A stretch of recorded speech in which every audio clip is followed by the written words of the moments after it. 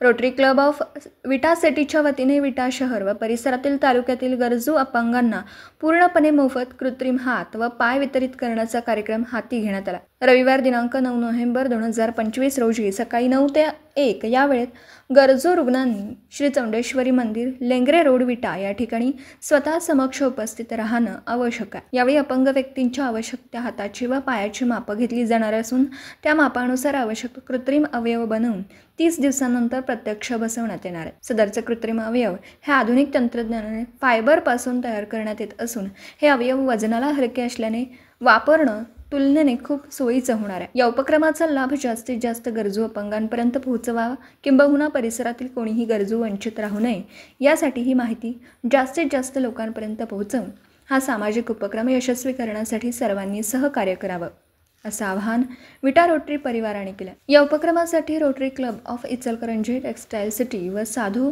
Vaswani mission Pune यांचं सहकार्य लाभलं।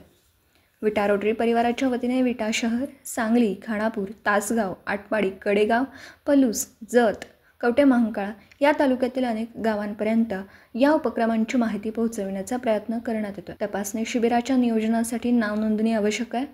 नाव नोंदणी विटा यंत्रमा 9890 49 92 47, रुद्राप्पा जंगम ज्वेलर्स 9890 20 49 88, सागर मेहत्रे 9922 10 08 12, सुरभी कम्प्युटर्स 9923 27 40 54, सिद्धार्थ मेडिकल्स 9922 10 08 12, प्राजक्त मेडिकल्स 9923 26 90 90, रोहित दिवटे 98 90 20 49 88, गजानन मेडिकल्स 92 70 52 02 66 या ठिकाणी करता येईल। रोटरी क्लब ऑफ विटा सिटी अध्यक्ष सचिन अब्दर, सचिव सागर मेहत्रे, प्रसिद्धी विभाग किरण तळेकर।